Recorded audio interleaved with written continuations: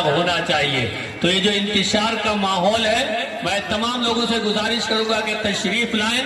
ये जो मुकालमा हो रहा है इसे समाअत कीजिए, देखिए, महसूस होइए, मशहूर होइए, इससे फायदा उठाइए। जितने भी जिम्मेदार हैं वो जो सामने लोग टहल रहे हैं, भाई इधर इधर आप लोग इधर मुड़ जाइए।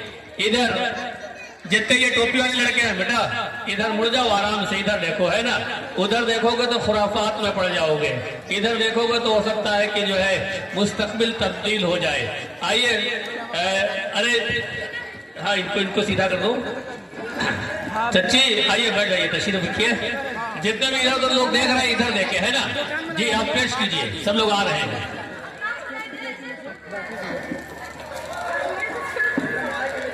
माइक से, माइक से।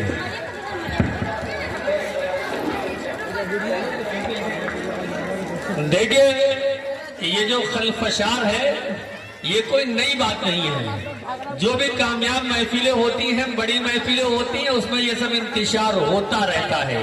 इसलिए हमारे जितने जिम्मेदार हैं वो इससे परेशान न हो। हम लोग रोज देखते हैं, रोज इसका सामना करते हैं। खूबसूरत चेहरे पे काला तिल होना बहुत जरूरी है, इसे ऐब ना समझा जाए। जितने लोग इधर उधर मुंतशिर थे वो सब आ गए हैं। आइए, अब इसको, ये जो मुकालमा होने जा रहा है, हमारी बच्चियां यहाँ पे मौजूद हैं, इस मुकालमे को समाप्त करते हैं और इसका मजा लेते हैं। जो इधर उधर देख रहे हैं इधर उधर मत देखे, हरगिज़ इधर खूबसूरत माहौल बनाएं और उसी माहौल में जुड़ जाओ जिससे हम लोग जुड़े हुए थे। जो जिम्मेदार लोग पीछे हैं वो उधर पीछे मुस्तैद रहे और माहौल को खुशगवार बनाने में अहम किरदार अदा करें। अब ये मुकालमा आपके रूबरू है। अस्सलाम वालेकुम व रहमतुल्लाहि व बरकातुहू। मुअज़्ज़िज़े हज़रात, ज़ुबान बहुत खतरनाक चीज है। नबी करीम सल्लल्लाहु अलैहि वसल्लम ने हमेशा इसकी हिफाजत की तलकीन किया करते हैं। ये वही जुबान है जो गाली देती है, ये वही जुबान है जो चुगली करती है, ये वही जुबान है जो झूठी कसम खाती है। ताज्जुब की बात तो ये है कि हमें मालूम ही नहीं होता कि क्या हमें गुनाह कर रहे हैं। ग़ीबत ही एक ऐसा ही गुनाह है जिसमें हर कोई मुअन्निस है, मर्द हो या औरत, बूढ़ा हो या जवान, आलिम हो या जाहिल। इसलिए आप हज़रात के सामने एक मुकालमा पेश करने जा रहे हैं। इस मुकालमे के किरदार आसिया, आलिया, अजमत महरून भी, प्रोफेसर साहिल मरियम, बहू साजिया, प्रोफेसर साहिल रिफात, ननद के किरदार में रज़िया। आप हज़रात से गुजारिश है कि आप इस मुकालमे को गौर से देखें, खासतौर से हमारे ख्वातीन हज़रात से, और गुनाह से बचने की कोशिश करें।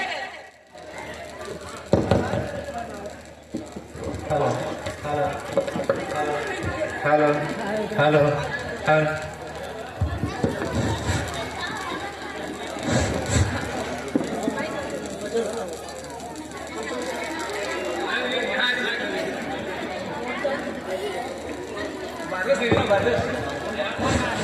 उतना ना माइक को चिचिया लगा के बोलो नहीं दीजिए। अस्सलामु अलैकुम व रहमतुल्लाहि व बरकातुहू। हाँ, बैठ बैठ बैठ, आओ ना बैठ ना। वालेकुम अस्सलाम व रहमतुल्लाहि व बरकातुहू। आओ बैठो बैठो। खैरियत से है? ये बहन कौन है? ये बहन मेहमान बहन है, मुंबई से आई है, दीन के बारे में बहुत जानती है।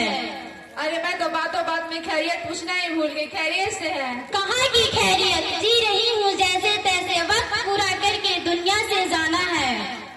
अरे अब्बा जान, अल्लाह ने आपको क्या कमी दिया है? सादो आबाद घर दिया और बेटे की अच्छी नौकरी और चांद जैसी खिदमत गुजार बहू, और क्या चाहिए? खामोश रहो, मेरा मुंह ना खुलवाओ। कैसा बेटा, कैसी बहू? इन लोगों को बूढ़े लोगों का एहसास ही नहीं है, किस हाल में है, तबीयत कैसी है, क्या खा रही है, किसी को फिक्र ही नहीं। बहू रानी का तो पूछो न को, नवाबजादी की सुबह 9 बजे होती है, न घर की सफाई, न नाश्ता, न चाय, ये सब घर के बड़ों से सिखाने से आती है। लगता है इसको सुख सिखाया ही नहीं गया। अरे बहन क्या बताऊं, अगर इसके मैके का कोई याद आता है तो काम में बिछी बिछी रहती है। मेरा कोई आए तो कोई परवाह नहीं, न देने के लिए हाथ बढ़ते, न करने के लिए बैठ बढ़ते।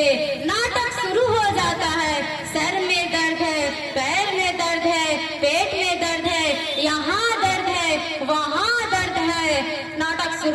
जाता है। खाने का तो पूछो नको, चाय बनाएगी जैसी काली आमद, दाल बनाएगी जैसे तालाब का गंदा पानी, चावल बनाएगी जैसे खाने से पेट में दर्द हो जाए। और फिर 2 दिन के बाद मैके का याद आ जाता है। मैके जाने के बाद माँ के पल्लू से बन जाती है और आने का नाम ही नहीं लेती। अरे आपा जान, आपकी बहू इतना सब कुछ करती है और आप बोलते क्यों नहीं हो? अरे बहन, मैं बोलते बोलते तंग आ चुकी हूँ। कुछ बोलना मुश्किल हो गया है। कुछ बोलूं तो हमारे साहबजादे के पेशानी से बल पड़ने लगते हैं, कुछ बोलूं तो मेरे साहबजादे के पेशानी से बल पड़ने लगते हैं। इसीलिए कुछ नहीं बोलती हूँ, खून का घुट पीकर चुप रहती हूँ। अरे बहन, बातों बातों में तुम्हें तो चाय पिलाना ही भूल गई। चलो गेस्ट रूम में मैं बैठकर चाय पीती हूँ।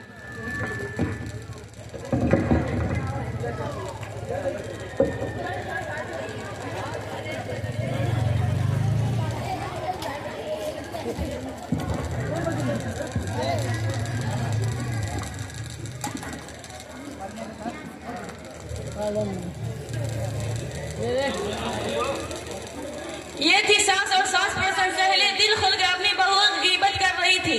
अल्लाह माफ फरमाए। आप देखिए बहू अपने सास के बारे में क्या तारीफ करती है।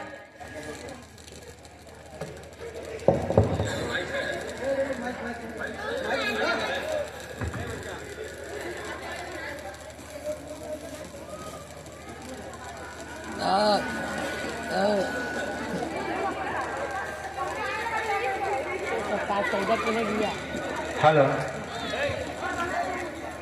अस्सलामु अलैकुम वरहमतुल्लाहि वबरकातुहू। वालेकुम अस्सलाम व रहमतुल्लाहि व बरकातुहू। कैसी हो बहन? क्या बताऊँ, ठीक भी हूँ ठीक नहीं भी हूँ। अरे ये कैसी दरमियान की बात कर रही हो? क्या बताऊँ, जब तक सर पे सास का साया है मुसल्लत है, जब तक चैन कहाँ। साजिया, तुम कितनी खुशनसीब हो, तुम्हारे सर पे सास का साया है। रिफत क्या खुशकिस्मती की रट लगा रखी हो, भला वो अभी कैसे चैन से रह सकती है जिसकी मेरी जैसी सास हो। एक बात पूछूं? हाँ पूछो। औरत के तारीख में सबसे खुशकिस्मती औरत कौन है, तुम्हें मालूम है? नहीं। वो सारे इंसानों की माँ है, हव्वा अलैहिस्सलाम है। वो क्यों? क्योंकि उसकी कोई सास और ननद नहीं थी। साजिया, तुम अपने सास से इतनी परेशान क्यों हो? वो सास नहीं, परेशानियों का घर है। जब देखो नाम चलाए मुसल्लत रहती है। मैं खाना खाऊं तो परेशानी, मैं बैठूं तो परेशानी, मैं उठूं तो परेशानी, मैं कुछ बोलूं तो गुस्ताखी, मैं कुछ ना बोलूं तो मगरूर। मेरे हर काम में नुक्ताचीनी हिम्मत अफजाई करती है। अब तुम ही बताओ इसका क्या नाम दे सकते हैं। मेरा हाल चल छोड़ो, तुम अपना हाल सुनाओ।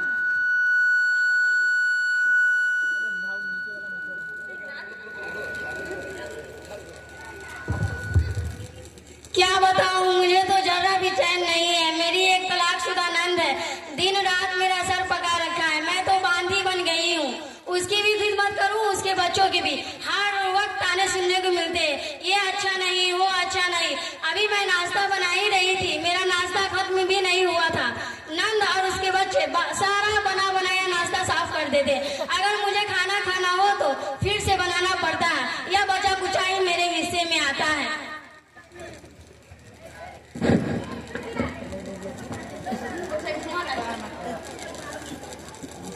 अस्सलामु अलैकुम वरहमतुल्लाहि व बरकातुहू। वालेकुम अस्सलाम व रहमतुल्लाहि व बरकातुहू।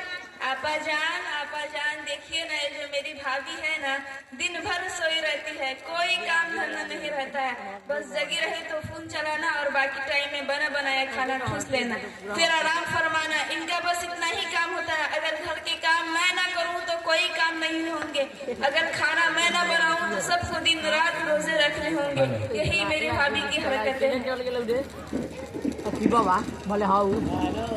मैं तो सोचती हूँ ये मुसीबत मेरे सर से कब जाएगा। अरे साजिया, ये कौन है? मैं तो पूछना ही भूल गई।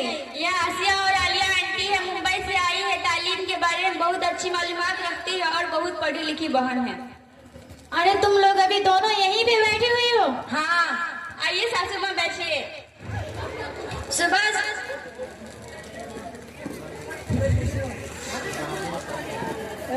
सुबह से घर में हूँ, एक बात देख रही हूँ। हमारी जबान पर दूसरे की शिकवे शिकायत रह रही है, दूसरे की कीमत कर रही है। यह बहुत ज्यादा हो गया है। जुबान के गुनाह तो कसरत से कर रहे हैं। अल्लाह हमें माफ फरमाए। हम औरतों की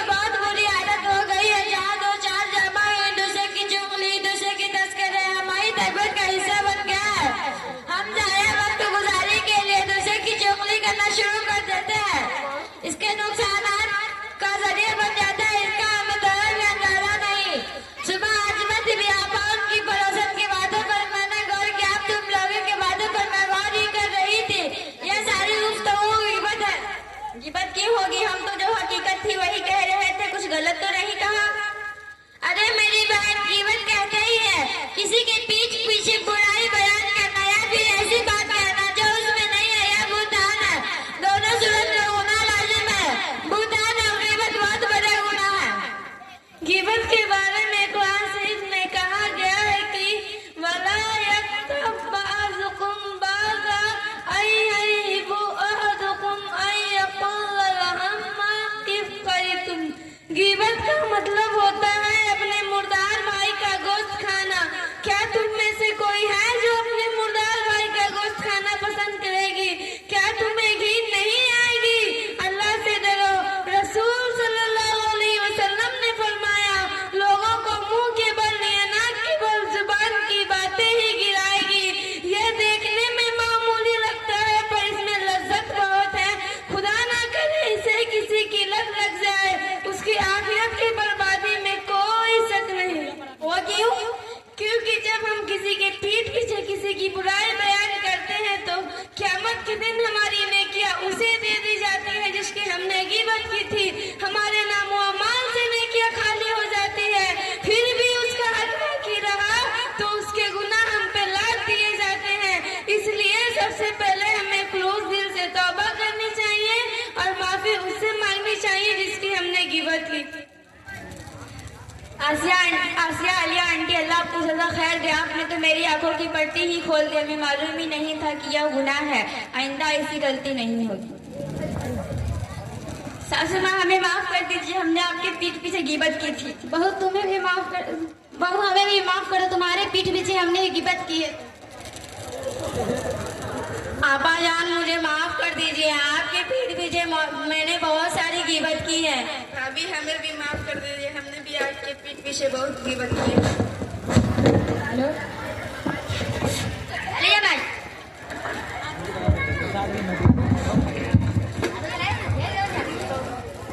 हम लोग का मुकालमा बहुत अच्छे।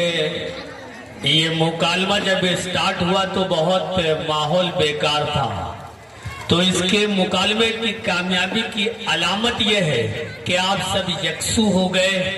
मजमा एक सन्नाटा में था और तमाम लोग बहुत खामोशी के साथ इस मुकालमे को समाप्त कर रहे थे, इसे देख रहे थे।